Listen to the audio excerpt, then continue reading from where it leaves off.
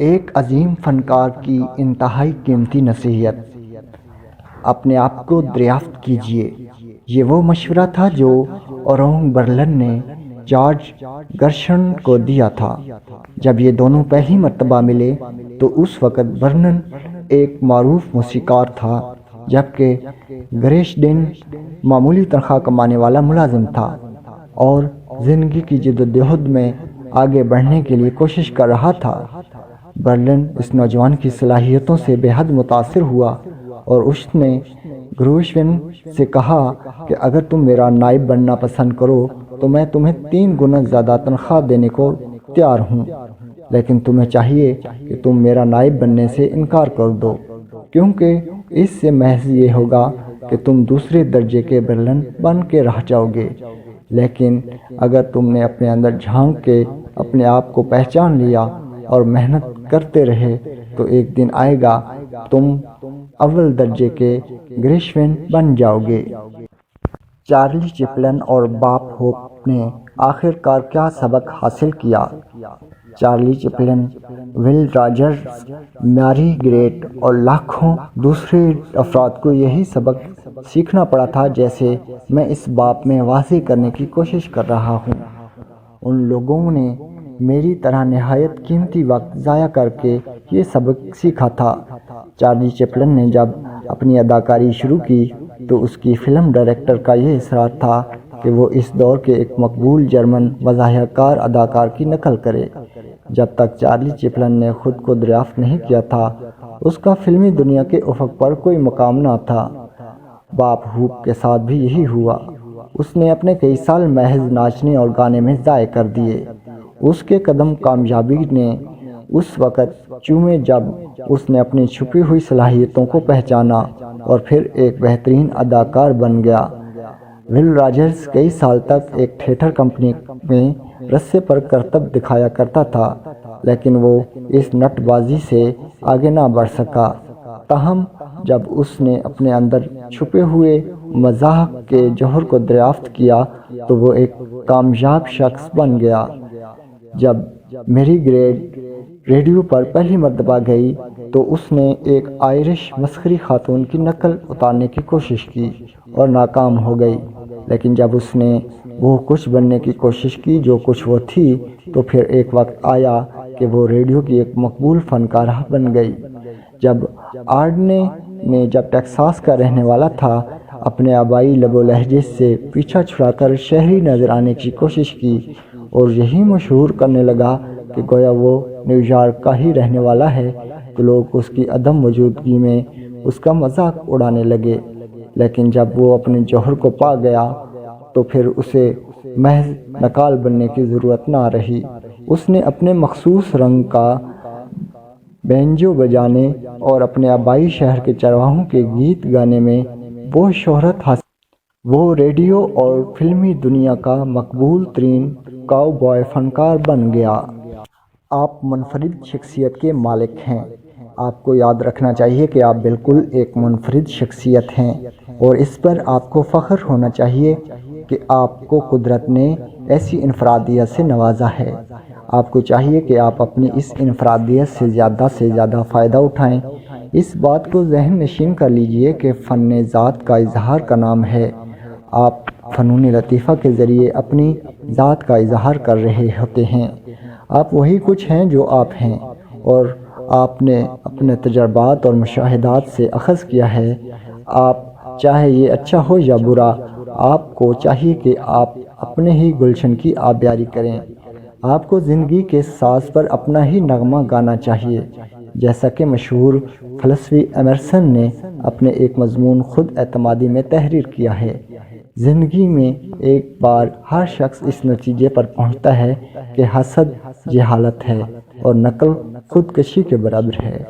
ہر شخص کو اپنے آپ کو قبول کرنا ہوگا، خواہ وہ کچھ ہی کیوں نہ ہو۔ اس کائنات میں اگرچہ لاکھوں نعمتیں ہیں، لیکن آپ کی قسمت میں صرف اسی عناصر سے فیض حاصل کرنا لکھا ہے جو آپ نے اپنی زمین پر اپنی محنت سے پیدا کیا ہے۔ آپ کو جو قوت عطا کی گئی ہے وہ اپنی نوعیت کے اعتبار سے بالکل نئی ہے اور آپ کے علاوہ کوئی نہیں جانتا کہ آپ کیا کچھ کرنے کی صلاحیت رکھتے ہیں۔ آپ کو بھی اپنی صلاحیتوں کا اندازہ اسی وقت ہو سکتا ہے جب آپ کسی کام کا آغاز کریں گے۔ ایمرسن نے یہ تمام باتیں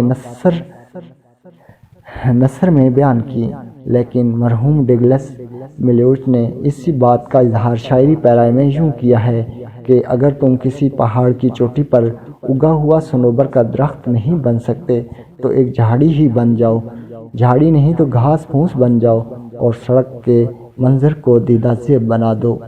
اگر تم مشک نہیں بن سکتے تو کنول ہی صحیح، لیکن وہ کنول تالاب کا حسین ترین کنول ہونا چاہیے۔ ہم سب کپتان نہیں بن سکتے، کیونکہ جہاز کو دوسرے عملے کی بھی ضرورت ہوتی ہے۔ ہر شخص کے لیے کوئی نہ کوئی منصب ہوتا ہے، کوئی کام دشوار ہے اور کوئی کام آسان۔ چنانچہ اگر تم شاہراہ نہیں بن سکتے تو پگ ڈنڈی بن جاؤ، سورج نہیں تو ستارہ ہی بن جاؤ۔ کامیابی کا انحصار جسامت پر نہیں، تم جو بھی ہو بس اس میں بہترین بننے کی کوشش کرو۔ پریشانی سے نجات اور ذہنی سکون حاصل کرنے کے لیے مناسب یہ ہے کہ دوسروں کی تقلید مت کیجیے، بلکہ اپنے آپ کو پہچانیے اور جو کچھ ہوئے وہی بننے کی کوشش کیجیے۔ کام کرنے کے 4 ایسے طریقے جن سے نہ تھکن ہو اور نہ ہی پریشانی۔ پہلا طریقہ، جو مسئلہ فوری طور پر درپیش ہو اس کے سوا تمام کاغذات اپنی میز سے ہٹا دیجیے۔ Chicago and north western railway کے صدر رینولڈ ولیمز کا کہنا ہے کہ اپنی میز پر مختلف مسائل سے متعلق کاغذات کا ڈھیر لگانے کی بجائے صرف فوری توجہ کے حامل کاغذات رکھے جائیں تو کام کرنا نہایت ہی آسان ہوتا ہے۔ یہ سلیقہ شعار ہونے کی علامت ہے اور کارکردگی کو بہتر بنانے کی جانب پہلا قدم ہے۔ اگر کبھی آپ کا واشنگٹن کانگریس لائبریری جانے کا اتفاق ہو تو آپ کو معروف شاعر پوپ کی نظم کا یہ مصرع چھت پر کندہ دکھائی دے گا کہ ترتیب کائنات کا پہلا اصول ہے، اور اسی اصول کا اطلاق آپ کے کاروبار پر بھی ہوتا ہے۔ لیکن کیا واقعی اس اصول پر عمل درآمد بھی کیا جاتا ہے؟ جی نہیں۔ اکثر دیکھا گیا ہے کہ تاجر حضرات کی میز ایسے کاغذات سے بھری ہوتی ہے جو ہفتوں سے ان کی توجہ سے محروم ہیں۔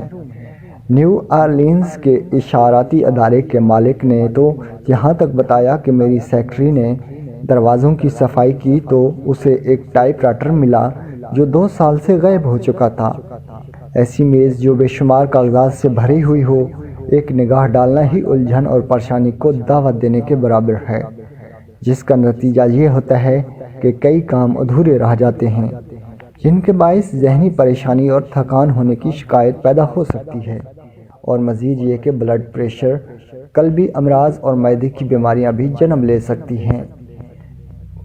پینسلوانیا یونیورسٹی کے پروفیسر جان سٹوکس نے امریکن میڈیکل ایسوسی ایشن کے ایک کنونشن میں مقالہ پیش کیا جس کا موضوع تھا امراض کی پیچیدگیاں اور اعصابی نظام پر ان کے اثرات۔ اس مقالے میں ڈاکٹر سٹوکس نے ثابت کیا کہ میز پر سے غیر ضروری کاغذات ہٹا دینے سے آدمی کو مسلسل ذہنی پریشانی سے نجات مل جاتی ہے، کیونکہ اس پر نامکمل اور ادھورے کاموں کا دباؤ نہیں رہتا۔ اس سلسلے میں ڈاکٹر ولیم سیڈلر نے اپنے ایک مریض کی مثال دیتے ہیں جو کہ ایک سادہ سے اصول پر عمل کر کے اعصابی تناؤ کا شکار ہونے سے بچ گیا۔ وہ کہتے ہیں کہ جب یہ مریض میرے پاس لایا گیا تو وہ بے حد پریشان تھا۔ اسے اس بات کا علم تھا کہ کام کے دباؤ اس کے اعصابی نظام کو درہم برہم کر رہا ہے، لیکن وہ کام چھوڑ بھی نہیں سکتا تھا۔ ڈاکٹر سیڈلر کہتے ہیں، جب یہ شخص مجھے اپنی رام کہانی سنا رہا تھا تو میری فون کی گھنٹی بجی، ہسپتال سے فون آیا اور کسی تاخیر کے بغیر متعلقہ فرد کو ٹیلی فون پر ہی مشورہ دے دیا۔ میری ہمیشہ سے یہی کوشش ہوتی تھی کہ میں مسائل کا فوری طور پر ہی فیصلہ کر لوں۔ چنانچہ مشورہ دینے کے بعد میں نے ابھی ریسیور رکھا ہی تھا کہ گھنٹی دوبارہ بجی۔ اس مرتبہ بھی ایک اہم اور فوری مسئلہ درپیش تھا۔ میں دوسرے فون سے فارغ ہوا ہی تھا کہ ایک ڈاکٹر دوست کسی مریض کے سلسلے میں مشورہ طلب کرنے آ گیا۔ اس مریض کی حالت بڑی ہی نازک تھی۔ چنانچہ اپنے دوست سے فارغ ہونے کے بعد میں اپنے مریض کی طرف مڑا اور معذرت کی کہ آپ کو انتظار کی زحمت ہوئی، لیکن میں یہ دیکھ کر حیران ہو گیا کہ مریض پر تو ایک اور ہی کیفیت طاری تھی۔ اس کا چہرہ چمک رہا تھا اور وہ بالکل مختلف شخص دکھائی دے رہا تھا۔ میری معذرت کے جواب میں اس نے کہا، ڈاکٹر صاحب، معذرت کی کوئی ضرورت نہیں، میں نے ان 10 منٹوں میں اپنی بیماری کا سراغ لگا لیا ہے۔ میں اب اپنے دفتر ہی میں طریقہ کار کو تبدیل کروں گا، لیکن کلینک سے رخصت ہونے سے پہلے اگر آپ برا نہ منائیں تو میں ایک نظر آپ کی میز دیکھنا چاہتا ہوں۔ میں نے اپنی میز کے تمام درازیں کھولیں اور اسے دکھائیں۔ ان میں سوائے دواؤں کے اور کچھ بھی نہ تھا۔ مریض پوچھنے لگا کہ آپ اپنے ادھورے کاموں سے متعلق کاغذات کہاں رکھتے ہیں؟ میں نے جواب دیا کہ میں کام مکمل کر کے فارغ بیٹھا ہوں۔ پھر اس نے پوچھا کہ جواب طلب خطوط کہاں رکھتے ہیں؟ میں ان خطوط کا فوری طور پر جواب دے دیتا ہوں۔ میں نے جواب دیا، میرا اصول ہے کہ میں خط وصول کرتے ہی اپنے سیکرٹری کو بلا کر جواب لکھوا دیتا ہوں۔ میں کوئی جواب طلب خط کسی اور وقت کے لیے نہیں اٹھا رکھتا۔ 6 ہفتے بعد اس شخص نے ڈاکٹر سیڈلر کو اپنے دفتر میں بلایا۔ وہ قطعی تبدیل ہو چکا تھا اور یہی تبدیلی اس کی میز پر بھی محسوس ہوتی تھی۔ اس نے میز کی دراز کھولی اور بتایا کہ اب ان کے ادھورے کاموں کا کوئی ڈھیر نہیں ہے۔ میرے دفتر کی 3 میزیں کاغذات سے بھری ہوئی تھیں اور میرا کام کبھی ختم ہی نہیں ہوا تھا، لیکن آپ سے گفتگو کرنے کے بعد میں نے اپنی میز کو تمام غیر ضروری کاغذات سے پاک کر دیا۔ اب میں صرف ایک میز پر کام کرتا ہوں اور جو ہی کوئی کام آتا ہے اسے فوراً ہی نپٹا دیتا ہوں۔ چنانچہ اب میری میز پر کوئی کام کا ڈھیر نہیں ہوتا اور مجھے پریشان کیے رکھتا ہو۔ اس کے علاوہ حیرت انگیز فائدہ یہ ہوا کہ اب میں مکمل طور پر صحت یاب ہوں اور مجھے اب کسی قسم کی کوئی الجھن یا پریشانی نہیں۔ امریکہ کی سپریم کورٹ کے سابق چیف جسٹس چارلس ایونز ہیوز کا کہنا ہے کہ لوگ کام کی زیادتی سے نہیں مرتے، وہ ذہنی انتشار اور پریشانی سے مرتے ہیں۔ جی ہاں، وہ اپنے پراگندہ ذہن اور نامکمل کام کے احساس کی نظر ہو جاتے ہیں۔ دوسرا طریقہ، اہم کام پہلے کریں۔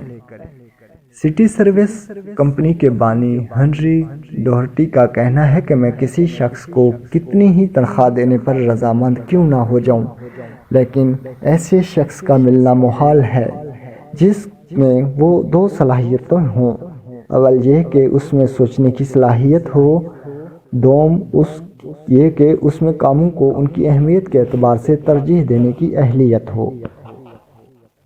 چارلس لکمین، جنہوں نے اپنی زندگی کا آغاز نہایت ادنا طریقے سے کیا اور بعد میں پیپ اسٹوڈنٹ کمپنی کا صدر رہنے، انہیں $10 لاکھ کے منافع کے علاوہ $1 لاکھ سالانہ تنخواہ ملتی تھی۔ ان کا کہنا ہے کہ یہ کامیابی میں نے اپنی 2 صلاحیتوں کے بل بوتے پر حاصل کی ہے۔ میں ہمیشہ صبح 5 بجے بیدار ہو کر اپنے دن بھر کے پروگرام کو ترتیب دیتا ہوں اور اہم کاموں کی درجہ بندی کر لیتا ہوں، یعنی پہلے کون سا کام کرنا چاہیے اور بعد میں کون سا۔ کامیاب ترین بیمہ فروش فرینک بیٹکر اپنے دن بھر کا پروگرام ترتیب دینے کے لیے صبح ہونے کا بھی انتظار نہیں کرتے تھے۔ وہ رات کو ہی اگلی صبح کا پروگرام مرتب کر لیتے اور یہ بات پہلے ہی سے طے کر لیتے کہ اگلے دن کتنی پالیسیاں فروخت کرنی ہیں، اور اگر اگلے دن وہ پالیسیوں کی مقررہ تعداد فروخت نہ کر سکتے تو وہ ان باقی ماندہ کو اس سے بھی اگلے دن کے پروگرام میں شامل کر لیتے۔ میں اپنے طویل تجربے کی روشنی میں یہ کہہ سکتا ہوں کہ لوگ اپنے کاموں کو اہمیت کے اعتبار سے پائے تکمیل تک پہنچانے میں اکثر ناکام رہتے ہیں، لیکن میں پھر کہوں گا کہ اگر ضروری کام پہلے کرنے اور کم ضروری کام بعد میں سر انجام دینے کے لیے ایک پروگرام مرتب کر لیا جائے تو یہ افراتفری کے عالم میں تمام کام ختم کرنے کی کوشش سے بہرحال بہتر ہوتا ہے۔ جارج برنارڈ شاہ نے اگر اہم کاموں کو پہلے کرنے کا اصول نہ بنایا ہوتا تو وہ بطور مصنف کبھی بھی کامیاب نہ ہوتے اور تمام عمر بینک میں کیشیئر ہی رہتے۔ انہوں نے یہ اصول بنا لیا تھا کہ روزانہ 5 صفحے لکھے جائیں اور اس اصول پر وہ 9 سال تک مسلسل عمل کرتے رہے۔ رانس کروسو نے بارے میں مشہور ہے کہ وہ یہ تحریر کر لیا کرتا تھا کہ دن کے مختلف گھنٹوں میں کون کون سے کام کرنے ہیں۔ تیسرا طریقہ، اگر کوئی مسئلہ درپیش ہو تو اس کا فوراً فیصلہ کریں، بشرطے کہ تمام حقائق آپ کے سامنے موجود ہوں۔ مسائل کے حل کو ہرگز ملتوی نہ کریں۔ میرے ایک طالب علم نے مجھے بتایا کہ جب میں یو ایس اسٹیل کمپنی کے بورڈ آف ڈائریکٹرز کا ممبر بنا تو بورڈ کے اجلاس میں بحثیں ہوا کرتی تھیں اور بے شمار مسائل پر غور کیا جاتا تھا، لیکن ایسے چند ہی مسائل تھے جن کے بارے میں کوئی فیصلہ کیا جاتا تھا۔ چنانچہ ہوتا یوں کہ بورڈ کا ہر ممبر اجلاس کے بعد رپورٹوں کا ڈھیر اپنے ساتھ گھر لے جاتا اور ان رپورٹوں کا مطالعہ کر سکے۔ یہ ایک تھکا دینے والا کام تھا۔ آخر کار میں نے بورڈ کے ممبروں کو اس بات پر راضی کیا کہ فوری طور پر ایک ہی مسئلے پر بحث کی جائے اور اسے ملتوی کرنے کی بجائے وہیں اس کا فیصلہ کیا جائے، چاہے یہ فیصلہ صرف اتنا ہی کیوں نہ ہو کہ اس مسئلے کے بارے میں مزید معلومات فراہم کی جائیں، اور ہر مسئلے کو کسی نہ کسی فیصلے تک پہنچانے کے بعد ہی دوسرے مسئلے کو چھیڑا جائے۔ انہوں نے مجھے بتایا کہ اس اصول پر عمل کرنے کے نہایت ہی خوشگوار نتائج سامنے آئے اور کام نپٹانے کی رفتار میں اضافہ ہو گیا۔ اب کاغذات کے پلندوں کو گھر لے جانا ضروری نہ رہا اور تصفیہ طلب مسائل کا بوجھ بھی ختم ہو گیا۔ آپ سے عرض ہے کہ یہ اصول صرف یو ایس اسٹیل کمپنی کے بورڈ آف ڈائریکٹرز کے لیے ہی مفید نہیں، بلکہ میں اور آپ بھی اس اصول کے عمل کر کے خوشگوار نتائج حاصل کر سکتے ہیں۔ چوتھا طریقہ، کام کو منظم کرنا، دوسروں سے کام لینا اور ان کے کام کی نگرانی کرنا سیکھیں۔ کاروبار میں مصروف بیشتر افراد وقت سے پہلے اس لیے موت کے منہ میں جا گرتے ہیں کہ وہ اس بات کو غیر ضروری سمجھتے ہیں کہ کوئی ذمہ داری دوسروں کو بھی سونپی جائے۔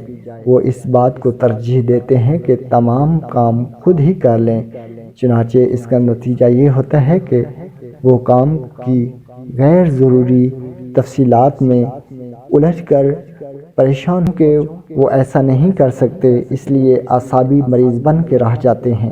مجھے اس بات کا احساس ہے کہ دوسروں کو کسی اہم ترین کام کا نگران بنانا بے حد دشوار فیصلہ ہے، اور میں یہ بھی اچھی طرح جانتا ہوں کہ یہ میرے لیے بھی خاصا مشکل کام ہے، اور تجربے نے مجھے یہ بھی سکھایا ہے کہ غلط قسم کے افراد کو اختیارات یا ذمہ داری سونپ دینے سے کس قدر بھیانک نتائج برآمد ہو سکتے ہیں۔ لیکن اگر کوئی تاجر غیر ضروری پریشانی اور اعصابی کشیدگی سے محفوظ رہنا چاہتا ہے تو اسے یہ فیصلہ کرنا ہی پڑے گا کہ اپنی ذمہ داریوں میں دوسروں کو بھی شریک کرے۔ کوئی ایسا شخص جو کسی وسیع کاروبار کا مالک ہو لیکن منظم طریقے سے کام کرنے اور نگرانی کے فن سے ناآشنا ہو اور دوسروں کو اپنی ذمہ داریوں میں شریک کرنے سے گریز کرتا ہو تو وہ اکثر 50-60 سال کی عمر میں اختلاج قلب کا شکار ہو جاتا ہے۔ اس کا سبب محض پریشانیاں اور اعصابی کشیدگی ہوتی ہے۔ اگر آپ اس سلسلے میں کوئی ٹھوس اور واضح مثال چاہتے ہیں تو اخبار میں اموات کی خبریں پڑھیے، آپ کو یقیناً اس سچائی کا ثبوت مل جائے گا۔